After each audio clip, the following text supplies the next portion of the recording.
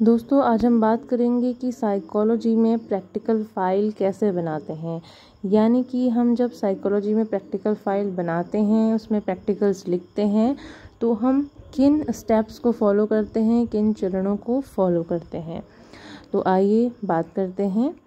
सबसे पहले जब हम साइकोलॉजी की कोई भी फ़ाइल बनाते हैं, तो किसी एक प्रैक्टिकल को लिखने से पहले सबसे पहले हम उस प्रैक्टिकल का टाइटल लिखते हैं, और टाइटल को लिखने के बाद हम उस प्रैक्टिकल की सबसे पहले या तो समस्या या फिर उसका उद्देश्य लिखते हैं। समस्या या उद्देश्य निर्भर करता है कि आप एक एक्सपेरिमेंट कर रहे हैं, या आप एक टेस्ट को पर्टिकुलर एक पर्सन पर लगा रहे हैं, या एक ग्रुप ऑफ पीपल पर लगा रहे हैं जहाँ पे आपने कोई रिसर्च प्रॉब्लम अपनी बनाई है, या फिर आपने एक एक्सपेरिमेंट में अपनी कोई प्रॉब्लम बनाई है। यदि आप अपनी एक समस्या लिखते हैं तो उस समस्या से जुड़े हुए आपकी उस प्रैक्टिकल में एक हाइपोथेसिस बनती है, और उससे जुड़े हुए आप वेरिएबल को भी वहाँ पर मेंशन करते हैं। यदि आपने टेस्ट सिर्फ एक पर्सन पर लगाया है तो आपका वहाँ पे केवल एक उद्देश्य होता है, आपके सामने कोई समस्या नहीं होती है, और आप उससे जुड़ी हुई हाइपोथेसिस को वहाँ पर नहीं बनाते हैं, ना ही आप वहाँ पर वेरिएबल्स को मेंशन करते हैं। तो सबसे पहले हम बात करते हैं कि आखिर ये समस्या क्या होती है। समस्या मतलब आपके सामने जो भी परिस्थिति है, जो भी रिसर्च आप करना चाह रहे हैं, उससे जुड़ा हुआ आपके दिमाग में एक प्रश्न होता है जिसका उत्तर आप जानना चाहते हैं, वही आपके लिए समस्या है। जैसे कि मान लीजिए आप एक प्रैक्टिकल कर रहे हैं ह्यूमन मेज़ लर्निंग पे, तो आप ये जानना चाहते हैं कि क्या जैसे जैसे आप प्रयास करेंगे उसका कोई प्रभाव आपके सीखने पर पड़ेगा। क्या आपके प्रयास करने से आपकी त्रुटियां कम होंगी, क्या जो सीखने में लिया गया समय है उसमें कमी आएगी। तो इस तरीके की समस्या आपके सामने हो सकती है। अब आता है कि आखिर हाइपोथेसिस क्या होती है। तो हाइपोथेसिस, जिसे अब हिंदी में उपकल्पना या परिकल्पना कहते हैं, ये क्या है? आपकी जो समस्या थी उसका संभावित उत्तर या प्रस्तावित उत्तर। यानी कि जब आपके पास कोई समस्या होती है, रिसर्च प्रॉब्लम होती है, तो आपके दिमाग में उससे जुड़ा हुआ एक प्रोबेबल सॉल्यूशन होता है, या आप ये सोच के चल रहे हैं कि शायद ऐसा होगा, वही आपकी हाइपोथेसिस है। जैसे कि हमने जो मेज़ लर्निंग का एग्जाम्पल लिया था, उसमें हम मानेंगे कि हाँ, सीखने की प्रैक्टिस का या अभ्यास का सीखने की प्रक्रिया पर सकारात्मक प्रभाव पड़ेगा, या अभ्यास करने से सीखने में की जाने वाली त्रुटियों की संख्या धीरे धीरे करके कम होगी। तो इस तरीके की जो हमारा प्रस्तावित उत्तर है वो हमारी हाइपोथेसिस बन जाएगा। अब ये हाइपोथेसिस बनती कैसे है?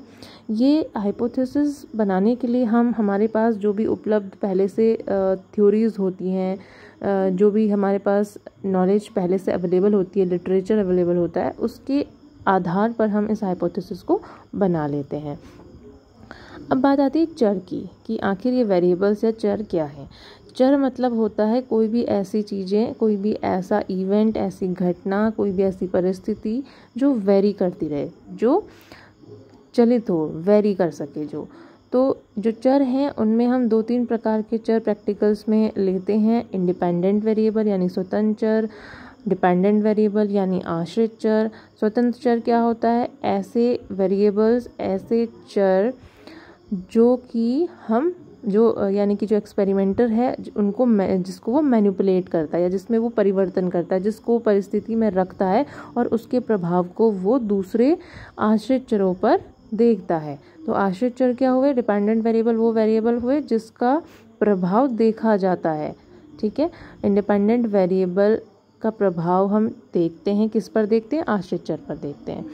तो डिपेंडेंट वेरिएबल हमारा जो सब्जेक्ट होता है, हमारा जो प्रयोज्य होता है, उस पर निर्भर करते हैं। इसके अलावा कुछ इंटरवेनिंग वेरिएबल्स होते हैं, एक्सट्रेनियस वेरिएबल, जिनको हम स्टडी में, एक्सपेरिमेंट में कंट्रोल करके चलते हैं। जैसे कि अगर जब हम कोई प्रैक्टिकल कर रहे हैं तो वहाँ पे जो भी वातावरण है, कैसा टेम्परेचर है, कैसी लाइट है, कैसे नॉइज़ आ रही है, इस तरह की जो परिस्थितियाँ हैं वो हमारे एक्सपेरिमेंट को इफ़ेक्ट कर सकती हैं, इसलिए हम उनको कंट्रोल करके रखते हैं। तो वो हमारे इंटरवेनिंग एक्सट्रेनियस वेरिएबल हो जाते हैं। फिर हम प्रैक्टिकल में लिखते हैं टूल्स, हमारी सामग्री क्या उपयोग होगी हमारे प्रैक्टिकल में। जैसा एक्सपेरिमेंट होगा, जैसा टेस्ट होगा, वैसी सामग्री हम वहाँ पर लिखेंगे।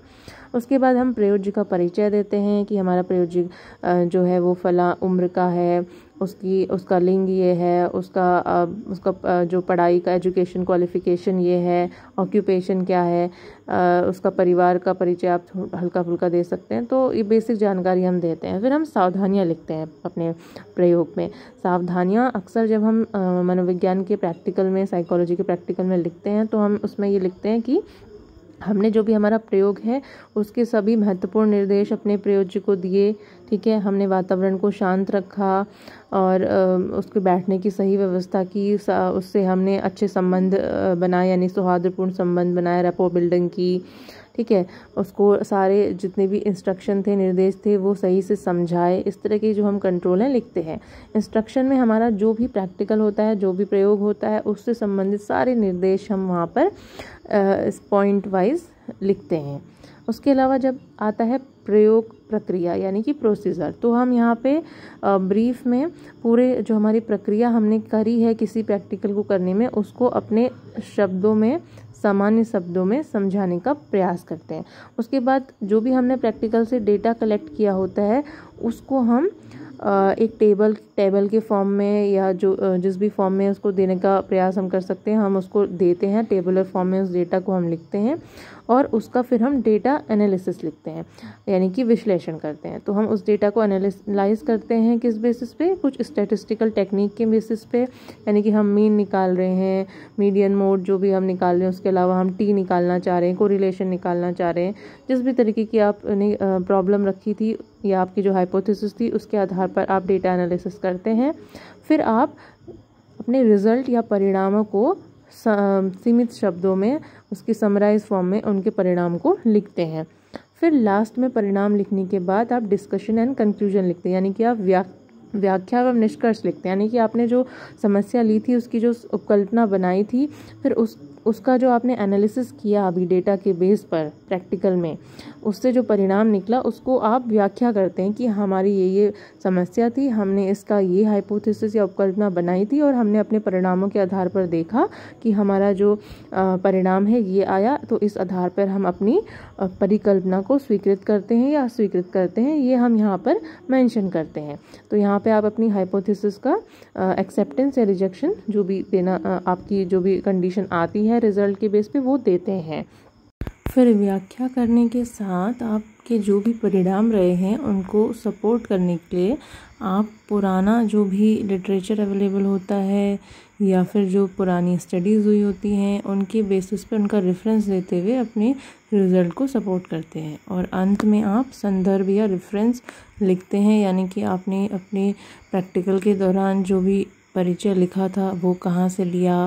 उसके अलावा आपने डिस्कशन कंक्लूजन लिखते टाइम जो भी स्टडीज़ को रेफरेंस के फॉर्म में लिया, उन सभी का संदर्भ आप प्रॉपर APA स्टाइल में यहाँ पर लिखते हैं। तो इस तरीके से ये सभी प्रैक्टिकल लिखने के चरण हैं जो साइकोलॉजी के किसी भी प्रैक्टिकल में लिखे जाते हैं।